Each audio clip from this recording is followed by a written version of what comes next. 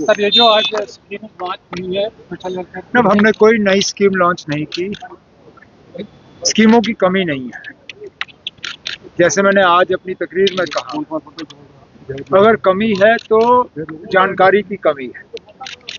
लोगों को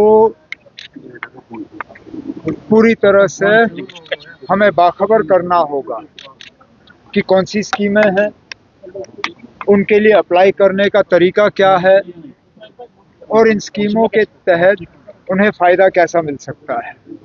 बहुत सी ऐसी स्कीमें हैं जो इससे पहले सरकारी दफ्तरों में जाके उनके लिए अप्लाई करना पड़ता था, लेकिन ज़्यादातर हमारी स्कीमें अब ऐसी हो गई हैं जिनके लिए अब ऑनलाइन अप्लाई करना ज़रूरी पड़ता है। तो इस सिलसिले में समाजी बहबूद महकमे की तरफ से ये कोशिश है कि तमाम स्कीमों की जानकारी जो है जम्मू कश्मीर के हर उस बाशिंदे तक पहुंचा दिया जाए जिनको कहीं ना कहीं इस स्कीम की ज़रूरत पड़ेगी।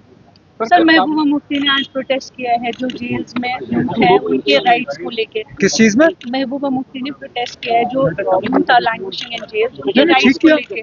तो ये हम सब इस चीज़ से जो है परेशान हैं, लेकिन यहाँ श्रीनगर में करके उसका कुछ नहीं होगा। जम्मू कश्मीर की सिक्योरिटी के फैसले जो हैं वो दिल्ली में लिए जाते हैं, वो होम मिनिस्ट्री में लिए जाते हैं। तो बेहतर ये होगा कि वो दिल्ली जाएं, होम मिनिस्टर साहब से मिलें और वहाँ पे ये बात उनके सामने रखें, जिस तरह हमने किया। हमने ये बातें जो हैं दिल्ली में होम मिनिस्टर के सामने रखें क्योंकि फैसला वहाँ से होना है। बाकी अगर ये सिर्फ दिखावे के लिए करना है तो फिर यहाँ कर लीजिए, कोई किसी को इससे एतराज़ नहीं होगा। आज सुप्रीम कोर्ट ने जो अर्जेंट हियरिंग से मना किया स्टेट कोर्ट से, उन्होंने कहा कि अब मैं नहीं जानता हूँ कौन है जो सुप्रीम कोर्ट गए थे अर्जेंट हियरिंग के लिए। हम भी चाहते हैं कि इस फैसले में और देरी नहीं हो। हमें भी हुकूमत में 10 महीने से ज़्यादा हो गए हैं और पहले दिन से हम स्टेटहुड के पीछे लगे रहे।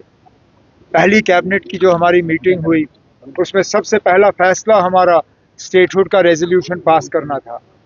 जो मेरी पहली मुलाकात वज़ीर आज़म साहब से हुई उसमें पहला काम जो मैंने किया वो कैबिनेट का रेजोल्यूशन मैंने उनके हाथ में थमा दिया।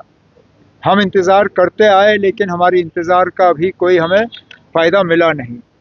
अब चलिए, अफसोस की बात है कि सुप्रीम कोर्ट जो है 10 अक्टूबर से पहले इस बात को सुनने के लिए तैयार नहीं है। हम थोड़ा सा और इंतज़ार करेंगे, लेकिन हम अभी भी उम्मीद लगाए बैठे हैं कि जहां मरकज़ ने ये फैसला नहीं किया, कम से कम सुप्रीम कोर्ट ही करे। अगर हम बिना सुप्रीम कोर्ट के इलेक्शन का वो जो हुक्म आया था, अगर वो हुक्म हमें नहीं मिला होता, शायद ही मैं आज यहाँ वज़ीर आला की हैसियत से आपसे बात कर रहा होता। जम्मू कश्मीर में इलेक्शन तभी मुमकिन हुए जब सुप्रीम कोर्ट ने इस पे वक्त की जो है पाबंदी लगाई।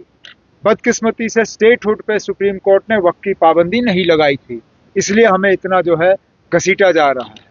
अब मैं उम्मीद करता हूं कि 10 अक्टूबर के बाद जब ये मामला सुप्रीम कोर्ट के सामने आएगा तो इस पे वक्त की सीमा लगेगी और फटाफट हमें दोबारा रियासत का दर्जा वापस मिलेगा। अपने सिग्नेचर कैंपेनिंग का भी शुरुआत क्या चल रहा है? चल रहा है। जब हम इसको मुकम्मल कर लेंगे, ये जो हमें करना होगा ये हम मरकज़ की हुकूमत और सुप्रीम कोर्ट तक पहुंचा देंगे। Okay, thank you.